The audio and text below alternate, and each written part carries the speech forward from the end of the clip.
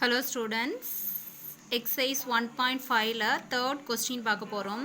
An amount of rupees 6,500 is invested on 3 bonds. 3 bondsல அதை என்ன பண்றாங்க 65,000 அவங்க என்ன பண்றாங்க இன்வெஸ்ட் பண்றாங்க. எவ்வளோ ரேட் ஆஃப் இன்ட்ரெஸ்ட்டுக்கு பண்ணுறாங்க அப்படின்னா 6%, 8%, 9%. ஓகேவா? ஒவ்வொரு இன்வெஸ்ட்மெண்ட் ஃபஸ்ட்டு இன்வெஸ்ட்மெண்ட் 6%க்கும் அடுத்த இன்வெஸ்ட்மெண்ட் 8%க்கும் அடுத்த இன்வெஸ்ட்மெண்ட் 9%க்கும் அவங்க என்ன பண்ணுறாங்க இன்வெஸ்ட் பண்ணுறாங்க. த டோட்டல் ஆனுவல் இன்கம் இப்படி இன்வெஸ்ட் பண்ணும்போது அவங்களுக்கு ஒரு வருஷத்துக்கு எவ்வளோ இன்கம் கிடைச்சிருக்கு அப்படின்னா 4,800 கிடைச்சிருக்கு. அதாவது அவங்களுக்கு இன்ட்ரெஸ்ட் எவ்வளோ கிடைச்சிருக்கு, ஒரு வருஷத்தில் எவ்வளோ இன்ட்ரெஸ்ட் கிடைச்சிருக்கு அப்படின்னா 4,800. The income from the third bond is 600 more than that from the second bond. அப்புறமா இன்னொன்று கொடுத்துருக்காங்க, அந்த தேர்ட் பாண்டில் அவன் எவ்வளவு இன்வெஸ்ட் பண்ணியிருக்கானோ அது செகண்ட் பாண்டில் எவ்வளோ இன்வெஸ்ட் பண்ணியிருக்கானோ அதை விட 600 அதிகம். ஓகேவா?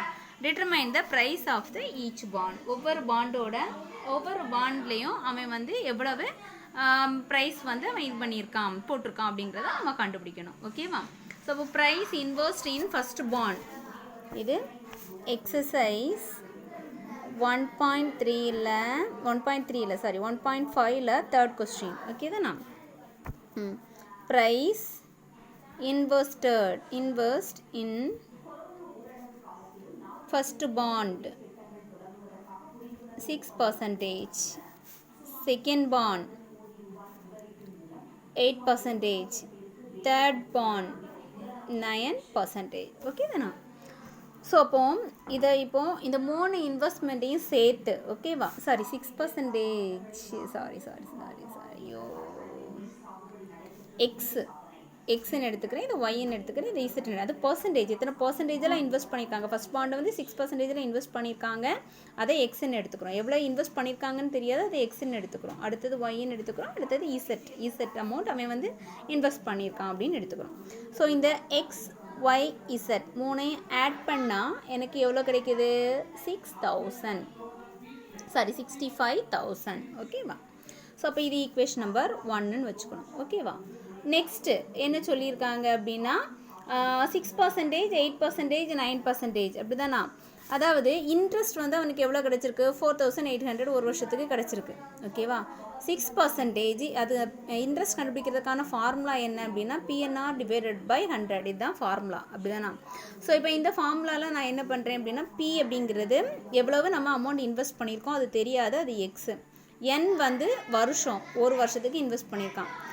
R வந்து rate of interest. First investment எவ்வளவு? 6%. 6% நான் எப்படி எழுதுறேன் அப்படின்னா 6/100ன்னு எழுதிக்கிறேன்.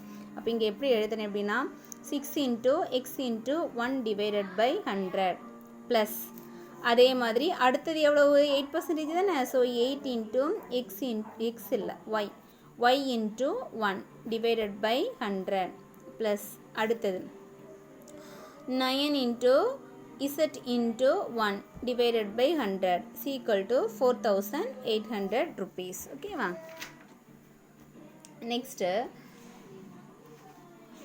நெக்ஸ்ட் நம்ம என்ன பண்ணுறோம்? 6 × x 6x plus 8 × y 8y plus 9 × z 9z. இங்கே கீழே ஒரு 100 இருக்கா? இந்த 300ஐயும் அப்படியே எங்கே கொண்டு போயிடுறோன்னா இந்த 4,800 கூட மல்டிப்ளை பண்ணுறோம். அப்போ என்ன கிடைக்கும் அப்படின்னா 4,80,000. ஓகே தானா? சரி, இது இருக்கட்டும். அப்போ இதை வந்து செகண்ட் ஈக்குவேஷன், அதாவது 6x 8y plus 9z equal to 4,80,000. ஓகேவா? நெக்ஸ்ட் என்ன பண்ணுறாங்க அப்படின்னா அதாவது அந்த the income from the third bond is எவ்வளவு? 600 more than from the second bond இருக்குல்லையா, அந்த லைன் எடுக்கிறோம். அதில் வந்து 9z/100. ஏன் 9z/100 எடுக்கிறோம்? தேர்ட் பாண்டில் அவன் எவ்வளவுக்கு இன்வெஸ்ட் பண்ணியிருக்கான், எவ்வளோ பர்சன்டேஜ் ரேட் ஆஃப் இன்ட்ரெஸ்ட்டுக்கு பண்ணியிருக்கான் அப்படின்னா 9%. அப்போ 9z டிவைடட் பை 100 அப்படி தான் நீங்கள் பார்த்தோம் இல்லையா? 9z divided by 100 equal to 600 plus 8z divide 8y divided by 100. ஓகேவா? எவ்வளோ அதிகமாக கிடச்சிருக்கு? செகண்ட் இதை விட ஒரு 600 அதிகமாக அவனுக்கு இன்கம் கிடச்சிருக்கு. ஓகே தானா? அப்போது இதை அப்படியே இங்கே கொண்டு வரேன். இங்கே கொண்டு வரும்போது -8y/100 + 9z/100 = 600. அப்படியே இந்த 100 எங்கே கொண்டு போங்க, இந்த சைடு கொண்டு போங்க. அப்போ -8y + 9z = 600 × 100. அப்போ 60,000. ஓகேவா? இது வந்து எத்தனாவது? இது தேர்ட் ஈக்குவேஷன். ஓகே தான். இப்போ 3 ஈக்குவேஷன் கிடச்சிச்சு. இதை வச்சு நம்ம என்ன எழுத போகிறோம்? ஒரு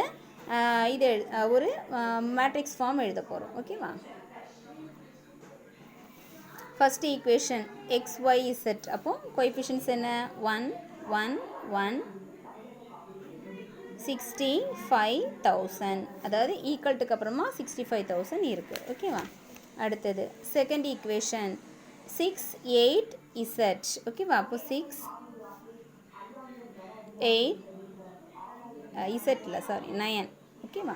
அடுத்தது என்ன இருக்குது? 4,80,000. 4,80,000. அடுத்தது மூணாவது ஈக்குவேஷனில் எக்ஸ் கோஎஃபிஷியன்ட்டே இல்லை, எக்ஸே இல்லை, எக்ஸ் டேமே, அதனால் 0. ஒய்க்கு வந்து -8. இசட்டுக்கு என்ன இருக்குது? 9. ஓகேவா? தென் 60,000. ஓகேவா? இப்போ மேட்ரிக்ஸ் கிடச்சாச்சு. இனிமேல் இது மெயின் டயக்னல், இதுக்கு கீழே உள்ள எலிமெண்ட்ஸு 0 ஆக்கணும். ஓகேவா? ஸோ அப்போ இங்கே 6 இருக்குது, இங்கே ஆல்ரெடி 0 தான் இருக்குது, அதனால் இதை நம்ம எதுவும் சேஞ்ச் பண்ண வேண்டாம், இதை மட்டும் மாற்றினா போதும். அப்போ இங்கே 6 இருக்குது. இப்போ நான் என்ன பண்ணுறேன் அப்படின்னு பார்த்தீங்கன்னா, R2 implies R2 -6 × R1. அதாவது இது கூட ஒரு 6 மல்டிப்ளை பண்ணி ரெண்டையும் சப்ட்ராக்ட் பண்ண போகிறேன். ஓகேவா? அதை அடுத்தது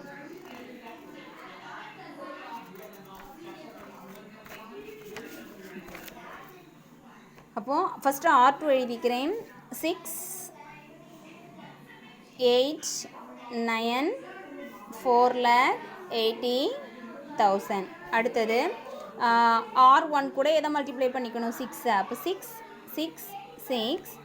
நெக்ஸ்ட்டு அந்த 65,000 இருக்கு இல்லையாம்மா, 65,000 கூட நம்ம எதை மல்டிப்ளை பண்ணிக்கணும்? இந்த 65,000 கூட எதை மல்டிப்ளை பண்ணிக்கணும்? 6 மல்டிப்ளை பண்ணிக்கணும். பண்ணும்போது என்ன வரும் அப்படின்னா,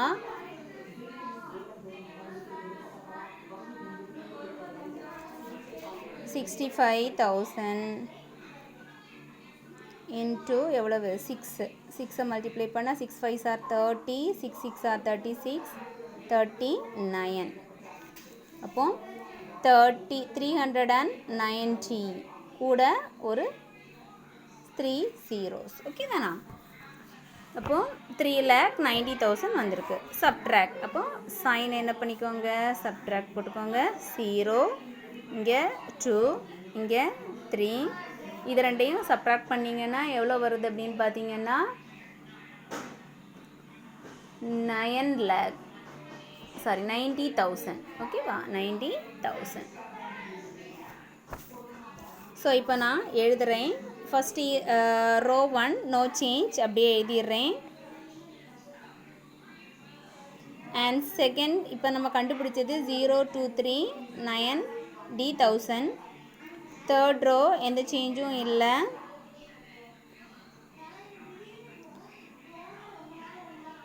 $60,000. ஓகேவா? சரி, இனிமேல் என்ன பண்ணும்? இந்த -8 0 மாற்றணும். அதுக்கு இது கூட என்ன பண்ணுறேன்? ஒரு 4 மல்டிப்ளை பண்ணுறேன். அப்போ 4 2s are 8 வந்துருமா? இங்கே -8 இருக்கா? -8 + 8. அப்போ இந்த ரெண்டு ஈக்குவேஷன் என்ன பண்ணால், இந்த ரெண்டு ரோவை என்ன பண்ணால் போதும்? ஆட் பண்ணால் போதும். இப்போ R3 implies R3 + 4 × R2. அதாவது செகண்ட் ரோ கூட ஒரு 4 மல்டிப்ளை பண்ணி ரெண்டையும் ஆட் பண்ணிட்டீங்கன்னா போதும். சரியா? இப்போ 0 இதிலே நம்ம பண்ணிடலாமா? 0, இங்கே 4 2s are 8 வரும். அப்புறம் இங்கே 4 3s are 12 வரும். இங்கே 4 9s are எவ்வளோ வரும்? 36. அது கூட இந்த 4 zeros வரும். இப்போ பாருங்கள், 0 - 0 ஃபஸ்ட்டு ரோ அப்படியே எழுதிடுறேன். செகண்ட் ரோவும் அப்படியே எழுதிடுறேன். Third row 0 - 0 0, -8 + 8 0, 9 + 12. அப்போ என்ன வரும்? 21. 6,000 + 36,000. அப்போ என்னமா வரும்? 42. சரியா? இப்போ நமக்கு இது கிடைச்சாச்சு. இனிமேல் x y z x y z x y z ஓகேவா. அப்போ இங்கே 21 இசட் ஈக்குவல் டு 4,20,000. அப்போ z equal to 4,20,000 divided by 21. Cancel பண்ணிங்கன்னா 2. 121 is 21. 2 21s are 42. அப்போ z equal to 20,000. அடுத்தது இதை அப்படியே இதில் சப்ஸ்டிட் பண்ணுங்க. இந்த ரெண்டாவது equation 2y plus 3z equal to 90,000. அப்போ 2z plus 3 into இந்த 20,000. அப்போ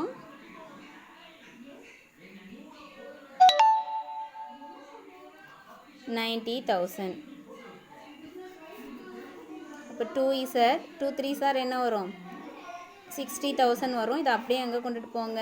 இங்கே ஆல்ரெடி 90,000 இருக்குது. இங்கே 60,000 இங்கே வரும்போது 60,000. அப்போ 2z equal to 9 minus 3 அப்போ என்ன வரும் 6. அப்போ என்ன வரும் 30,000. அப்போ z equal to இந்த 2 அப்படியே கீழே கொண்டு வந்தீங்கன்னா 30,000 divided by 2 கேன்சல் பண்ணிங்கன்னா 15,000. ஓகே தானே. Next first equation x plus y plus z equal to 65,000. Okay தானே. அப்போ x அப்படியே இருக்கட்டும். ப்ளஸ் y வந்து எவ்வளவு நமக்கு இப்போ தான் கண்டுபிடிச்சோம் 15,000. ப்ளஸ் z எவ்வளவு 20,000. ஈக்குவல் டு எவ்வளவு 65,000.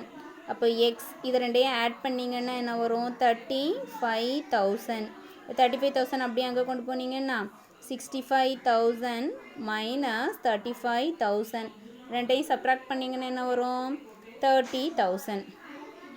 அப்போ எக்ஸோட வேல்யூ 30,000, ஒய்யோட வேல்யூ 15,000 அண்ட் இசட்டோட வேல்யூ 20,000. ஓகேவா. அதாவது 6% இன்வெஸ்ட் பண்ணும்போது இன்வெஸ்ட் பண்ணது 6% இன்ட்ரெஸ்ட் வச்சு எவ்வளோ அவன் வந்து இன்வெஸ்ட் பண்ணியிருக்கான் 30,000. அண்ட் 8% இன்ட்ரெஸ்ட் வச்சு அவன் எவ்வளோ இன்வெஸ்ட் பண்ணியிருக்கான் 15,000. அடுத்தது 15,000. அடுத்தது 9% இன்ட்ரெஸ்ட் வச்சு அவன் எவ்வளோ இன்வெஸ்ட் பண்ணியிருக்கான் 20,000 அவன் இன்வெஸ்ட் பண்ணியிருக்கான். ஓகே தானம்மா.